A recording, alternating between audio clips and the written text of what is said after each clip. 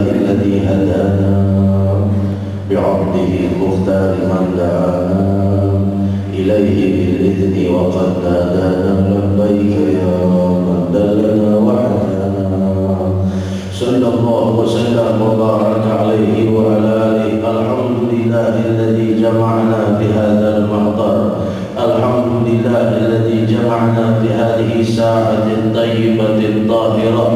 Limpahan puji kehadirat Allah Subhanahu wa Ta'ala yang menenangkan sanubari kita dengan kesejukan malam mulia di bulan Ramadan. Maha suci Allah Subhanahu wa Ta'ala yang Maha Tunggal menegakkan kerajaan alam semesta dari ketiadaannya hingga muncullah bermiliar sifat dan keajaiban di angkasa raya, di langit dan bumi, yang seluruh kekuasaan, kekuatan, keindahan, kemegahan, kesempurnaan bersambung kepada satu nama yang Maha Tunggal, Allah. Puncak dari setiap keluhuran yang ada di alam semesta, Maha Luhur mengatur seluruh kewibawaan dan kehinaan di alam. Maha suci Allah, tiada henti-hentinya mencurahkan kenikmatan pada setiap makhluknya di alam. Tunggal melimpahkan anugerah yang tiada henti-hentinya. Tunggal paling berjasa pada setiap hambanya. Tunggal Maha mengampuni seluruh dosa hambanya dan tiada pernah bosan memaafkan kesalahan hambanya. Allah, nama yang menyimpan seluruh keindahan, nama yang menyimpan seluruh kemegahan, nama yang menyimpan seluruh keabadian, nama yang menyimpan seluruh kekuasaan, nama yang menyimpan seluruh kesucian, nama yang menyimpan seluruh kewibawaan di alam semesta, nama yang menyimpan setiap nama-namanya yang dikehendakinya hidup di dalam kemuliaan atau dalam keindahan.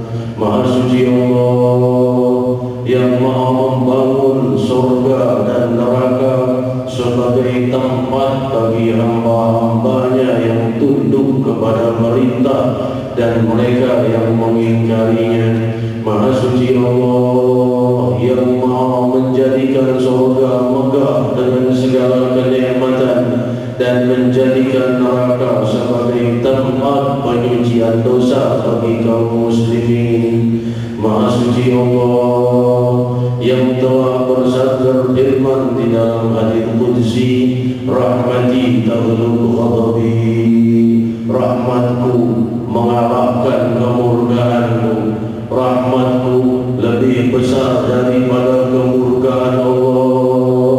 Satu ucapan dan satu hadis qudsi yang memanggil setiap hambanya untuk memahami keindahan Allah, yang menyeru setiap sanubari hambanya untuk berkenalan dengan kasih sayangnya. Wahai hambaku yang kuciptakan dari ketiadaan, wahai yang makan dan minum dari ciptaan dan milikku, wahai yang hidup di atas bumiku, wahai yang setiap nafasmu adalah milikku, ketahuilah kasih sayangku melebihi kemurkaanmu. Rahmati taghlub ghadabi, rahmati sabaqat ghadabi. Dan juga di dalam hadis qudsi lainnya bahwa rahmatku mendahului kemurkaanmu. Betapa agungnya Rabbul Alamin yang Maha memiliki kita, menggenggam setiap ruh dan kehidupan kita, mengenalkan tanya bahwa Dialah yang Maha lembut dan Maha mengampuni, dan kemurkaannya dikalahkan oleh kasih sayangnya, menunjukkan bahwa kemurkaan Allah itu ada dan bisa menimpa siapapun dari hambanya. Tetapi dia mengenalkan kasih sayangku melebihi itu, melebihi hingga menjangkau para pendosa untuk kembali pada keluhuran, menjangkau para pendosa untuk kembali kepada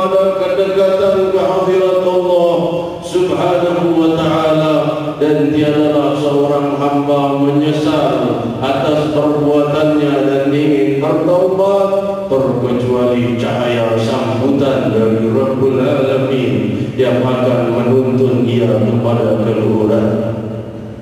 Sebagaimana diriwayatkan di dalam Sahihul Bukhari bahwa Rasul sallallahu alaihi wasallam menceritakan kejadian seseorang yang telah membunuh 99 jiwa. 99 jiwa telah dibunuhnya dan dia ingin bertaubat dan mendatangi seorang rahib, sehingga rahib itu berkata, tidak ada pintu taubat untukmu. Maka orang itu pun membunuh rahib hingga sempurnalah 100 jiwa yang telah dibunuhnya. Muncul keinginan untuk bertaubat, ia mencari kesana kemari di mana aku bisa menemukan seorang ulama yang bisa membimbingku kepada cahaya taubat. Orang mengatakan ada di tempat bulan. Orang ini pun pergi, si pendosa dan si pembunuh 100 jiwa, mengangkatkan kakinya menuju perjalanan yang jauh, menuju tempat dia bisa terbimbing kepada keluhuran. Dan di pertengahan jalan dia pun wafat. Maka saat itu berebutlah antara malaikat penyiksa dan malaikat rahmah. Malaikat penyiksa berkata, orang ini belum beramal baik sedikit pun. Ia membunuh 99 orang, disempurnakan dengan membunuh seorang ulama sampai 100 jiwa. Tidak pantas mendapatkan secuil rahmatnya Allah Subhanahu wa ta'ala. Malaikat rahmat berkata, ia telah bertaubat dan dia menuju kemuliaan. Tidak ada lagi dosa bagi orang yang bertaubat. Maka saat itu Rasul melanjutkan ceritanya. Beliau berkata, Allah membela orang yang bertaubat, sehingga Allah berkata kepada permukaan bumi, ya hadza taqarrabi wa ya hadza tab'adi. Wahai bumi yang mendekat kepada tempat orang yang tujuan seorang saleh, mendekatlah, memanjanglah, dan yang kesebelahnya agar dia menyempit. Maka ketika para malaikat itu masih dalam pertikaian, mereka pun mengukur jarak mana yang lebih dekat, ke tempat terakhir yang membunuh atau ke tempat yang tujuannya, yaitu orang yang akan dituju tempat dia bertaubat. Ketika malaikat mengukur jaraknya, Allah sudah memerintahkan untuk bumi yang ini mendekat dan yang ini menjauh, sehingga ia pun lebih dekat 1 jengkal kepada rumah orang yang saleh itu. Allah mengampuni dosanya. Demikian diriwayatkan di dalam Sahihul Bukhari. Dia pemilik tunggal langit dan bumi. Dia membela semua sanubari yang menginginkan taubat. Dia membela semua sanubari yang ingin dekat ke hadiratnya.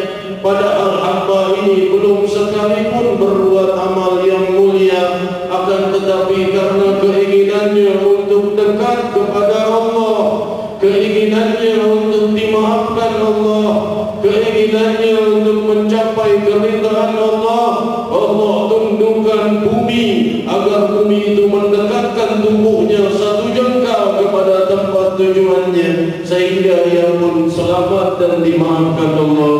Permukaan bumi bisa saja ditundukkan Allah untuk orang-orang yang menyesali dosanya. Betapa agungnya Rabbul Alamin Subhanahu wa ta'ala. Hadirin, cahaya kemuliaan perkumpulan kita di malam ini adalah cahaya yang sangat luhur. Kita dalam naungan Ramadan Al-Mukarram. Ini sudah malam ke-10 insyaAllah. Berarti 1/3 Ramadan telah tercabut dari usia kita. Di tahun ini 1/3 Ramadan telah sirna dan sudah lewat dari usia kita, dan tidak akan pernah bisa kembali. Majlis malam ini sebentar lagi sirna dan tidak akan mungkin bisa kembali dalam usia kita, terkecuali bila kita mempunyai taufik dan hidayah untuk hadir kembali. Dan demikian demikian pula Ramadan, demikian pula Siyam wal Qiyam, demikian pula malam-malam Lailatul Qadar yang mungkin akan muncul dan bisa dipastikan muncul di bulan Ramadan. Itu semua akan berlalu.